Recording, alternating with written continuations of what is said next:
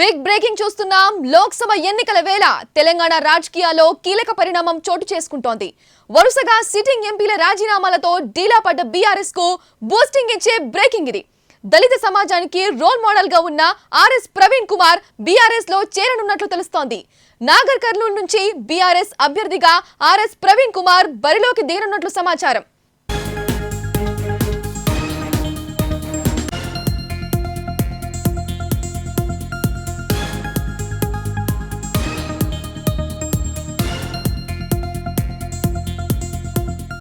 దీనికి సంబంధించిన మరింత సమాచారం మా ప్రతినిధి ప్రశాంత్ అందిస్తారు. ప్రశాంత్, చెప్పండి, ఆర్ఎస్ ప్రవీణ్ కుమార్ త్వరలో బీఆర్ఎస్ లో చేరతారన్న ప్రచారం సాగుతోంది. పూర్తి డీటెయిల్స్ ఇవ్వండి. శ్రేయ, నిజంగానే మీరు చెప్తున్నట్టు బీఆర్ఎస్ పార్టీకి సంబంధించి అసెంబ్లీ ఎన్నికల ఓటమి తర్వాత ఒక్కొక్కరుగా సిట్టింగ్ ఎంపీలుగా ఉన్నవారు పూర్తిగా వివిధ పార్టీలకు వలస వెళ్తున్న సందర్భం కనబడ్డది. వారందరికీ సంబంధించి ఒక బీఆర్ఎస్ పార్టీకి ఒక బూస్టింగ్ ఇచ్చే వార్త అనే చెప్పొచ్చు. దళిత సమాజానికి రోల్ మోడల్గా ఉన్నారు. బీఎస్పీ పార్టీకి సంబంధించిన అధినేతగా ఉన్నారు. ఇక ఏదైతే ఆర్ఎస్ ప్రవీణ్ కుమారు నిజంగా మన దగ్గర ఉన్న ఒక విశ్వసనీయ సమాచారం, ఆయన బీఆర్ఎస్ పార్టీలో చేరబోతున్నారు ఇక 2-3 రోజుల్లోనే. పూర్తిగా ఆయన పార్టీలో చేరి నాగర్ కర్నూలు నుంచి పోటీ చేయబోతున్నారు అన్నది మనకు దగ్గర ఉన్న బిగ్ బ్రేకింగ్. ఇక ప్రధానంగా చూసినట్టయితే ఆయన ఏదైతే బీఆర్ఎస్ పార్టీకి కొంత బూస్టింగ్ ఇచ్చే అంశంగా చెప్పొచ్చు. దాంతోపాటు తెలంగాణలో కొంత సంచలనంగా ఈ వార్త మనం చెప్పుకోవచ్చు.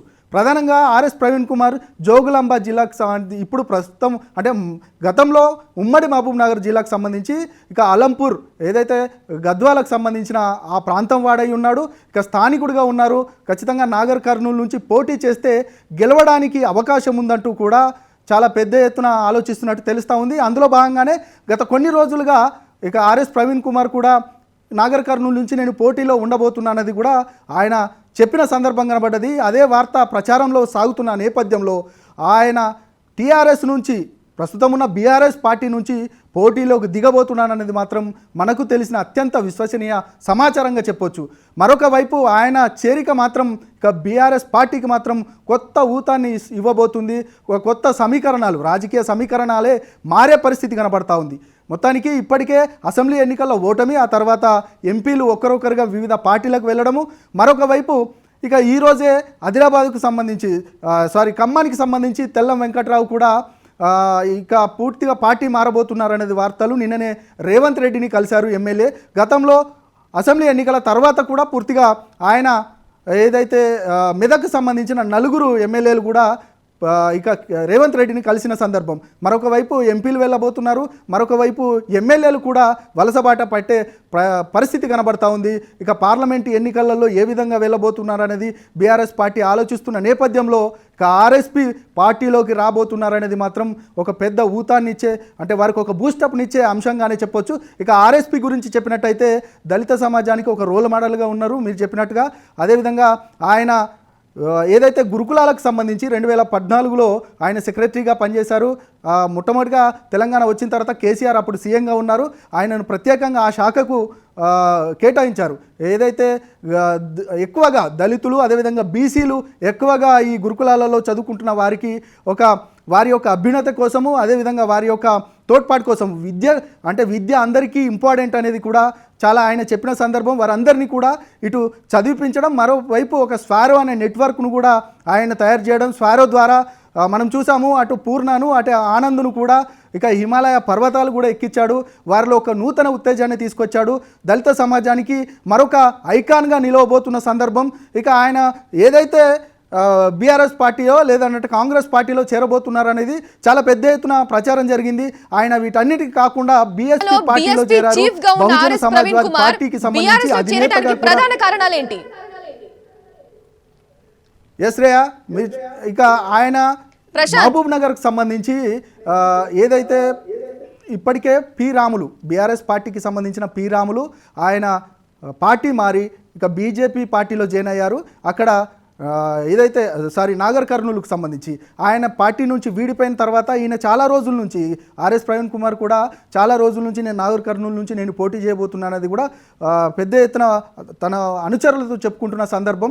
ఇదే నేపథ్యంలో ప్రధాన కారణం ఇక బీఎస్పీ పార్టీలో మనం ఇంతకుముందు చెప్పుకున్నట్టుగా బీఎస్పీ పార్టీ బహుజన సమాజ్వాదీ పార్టీలో ఇక ఆయన కొనసాగుతున్నాడు, అధినేతగా కూడా ఉన్నారు. అయితే గతంలో ఆయన చట్టసభలలో ఖచ్చితంగా ప్రాతినిధ్యం వహించాలి, తన సామాజిక వర్గానికి సంబంధించి చిన్నప్పటి నుంచి ఆయన వివక్ష ఎదుర్కొన్నారని చాలా సందర్భాల్లో చెప్పిన సందర్భం కనబడ్డది.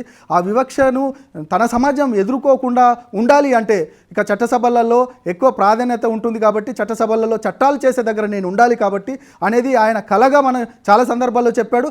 అందులో భాగంగానే ఏదైతే ఆదిలాబాదు అక్కడ నుండి పోటీ చేసిన సందర్భం కనబడ్డది. ఉమ్మడి ఆదిలాబాదు సంబంధించిన అక్కడ నుండి పోటీ చేశాడు. కానీ అక్కడ ఏదైతే కాంగ్రెస్ పార్టీ కొంత కాంగ్రెస్ పార్టీకి ఎక్కువ ఎడ్జున్న నేపథ్యంలో అక్కడ కాంగ్రెస్ పార్టీ గెలిచింది. ఇక ఏదైతే సిర్పూర్ కాగజ్ నగర్ నుంచి ఆయన పోటీ చేసి ఓడిపోయిన పరిస్థితి కనబడ్డది. ఇక అప్పటి నుంచి ఆయనకు అంతర్మదనం స్టార్ట్ అయిన నేపథ్యం కనబడతా ఉంది. ఎట్లయినా పూర్తిగా చట్టసభలలో ఉండాలి అనేది మాత్రం ఆయన అనుచరులతో చెప్తున్న సందర్భం కనబడ్డది. మరొక వైపు బీఎస్పీ పార్టీకి సంబంధించి ఇక ఏదైతే వారు చెప్తున్నట్టు చాలా తెలంగాణ సమాజమే కాదు చాలా సందర్భాల్లో బీఎస్పీ పార్టీ అంటే అది దళితుల పార్టీ అనేది పూర్తిగా ఒక ముద్ర వేసిన సందర్భం కనబడ్డది. చాలామంది బహుజన సమాజ్వాదీ పార్టీ అనే కాదు, అది ఓన్లీ దళితులకు సంబంధించిన పార్టీ అనేది ఒక ముద్ర పడిపోయింది.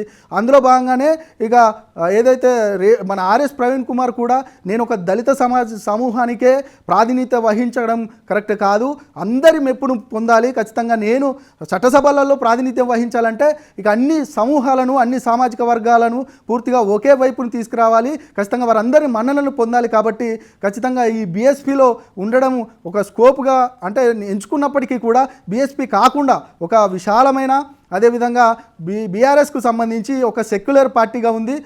ఇక ఏదైతే తెలంగాణకు సంబంధించిన అన్ని అంశాలపైన ఉద్యమం నుండి ఇప్పటి వరకు తెలంగాణ ప్రజల ఆకాంక్షల కోసమే వాళ్ళు ఉద్యమిస్తున్న సందర్భం కనబడ్డది. కాబట్టి ఆ పార్టీలో చేరితే ఖచ్చితంగా తగిన న్యాయం జరుగుతుంది. అక్కడ నుండి పోటీ చేసి ఏదైతే ఆయన అనుకున్నట్టుగా చట్టసభలలో ప్రాతినిధ్యం వహించాలనేది అనుకుంటున్న నేపథ్యం కనబడ్డది. ఖచ్చితంగా అక్కడ నుండి పోటీ చేస్తే ఎక్కువగా గెలిచే అవకాశాలు ఉన్నాయి. కాబట్టి ఇక బీఎస్పీ నుంచి కాకుండా ఇక బీఆర్ఎస్ పార్టీలో చేరబోతున్నారు. బీఆర్ఎస్ పార్టీ నుంచి నాగర్ కర్నూలు నుంచి ఆయన పోటీలో దిగబోతున్నారు అనేది మాత్రం మనకున్న విశ్వసనీయ సమాచారం. ఖచ్చితంగా ఆయన అక్కడి నుండే పోటీ చేయబోతున్నారు అనేది ఇక 2-3 రోజులలో వెల్లడించబోతున్నారు. ఇక కేసీఆర్ను కలిసి ఇక ఆయన పోటీలో ఉండబోతున్నారు అనేది మాత్రం ప్రస్తుతం మన దగ్గర ఉన్న సమాచారం శ్రేయ. దాంతోపాటు ఆర్ఎస్పీ అంటే ఇక దళిత సమాజానికి సంబంధించి ఇక చాలామంది ఇప్పుడు మనం ఒక ఈక్వేషన్ చూసుకున్నట్టయితే ఎన్నికలలో బీఆర్ఎస్ పార్టీకి సంబంధించి గత 2014 నుంచి దళితులు ఎక్కువగా బీఆర్ఎస్ పార్టీ వైపు ఉన్న నేపథ్యం కనబడ్డది. కానీ మొన్నటి ఎన్నికలలో పూర్తిగా ఒక ఏదైతే దళిత బంధు ఎగ్జాక్ట్లీ దళిత బంధు అనేది కొన్ని వర్గాల కంటే మిగతా సమాజం ఇంతకుముందు మనం చెప్పుకున్నట్టు ఏదైతే దళిత బంధుని తీసుకొచ్చి కేసీఆర్ మిగతా వర్గాలను కొంచెం దూరం చేసుకున్నారనేది అదొక వైపు అయితే, దళిత బంధు లాంటి గొప్ప స్కీమ్ తీసుకొచ్చుకున్నప్పటికీ కూడా కొన్ని వర్గాల నుంచి వ్యతిరేకత వచ్చిన సందర్భం కనబడ్డది. కాబట్టి ఇక ఆర్ఎస్ ప్రవీణ్ కుమార్ కూడా ఇట్లాంటి సిచ్యువేషన్ ఏందనంటే బీఎస్పీ పార్టీలో ఉంటే ఒక ముద్ర వేసే పరిస్థితి కనబడతా ఉంది. ఒక సామాజిక వర్గానికే ఇక అది ప్రాతినిధ్యం వహించబోతుంది, ఆ పార్టీ అనేది ఒక ముద్ర పడబోతుంది. కాబట్టి ఆ ముద్రను తెరిపించుకోవడానికే బీఆర్ఎస్ పార్టీలోకి రాబోతున్నాడు అనేది మాత్రం అతని అనుచరులు చెప్తున్న సందర్భం కనబడుతోంది. మొత్తానికి ఆయన రాక మాత్రం నిజంగా బీఆర్ఎస్ పార్టీకి ఒక బూస్టప్నిస్తే, మరొక వైపు తెలంగాణ సమాజంలో అంటే ఇప్పుడున్న పార్లమెంటు సమీకరణాలు రాజకీయ సమీకరణాలు మాత్రం పూర్తిగా మారిపోయే పూర్తిగా మారిపోయే పరిస్థితులు మాత్రం కనబడతా ఉన్నాయి శ్రేయ.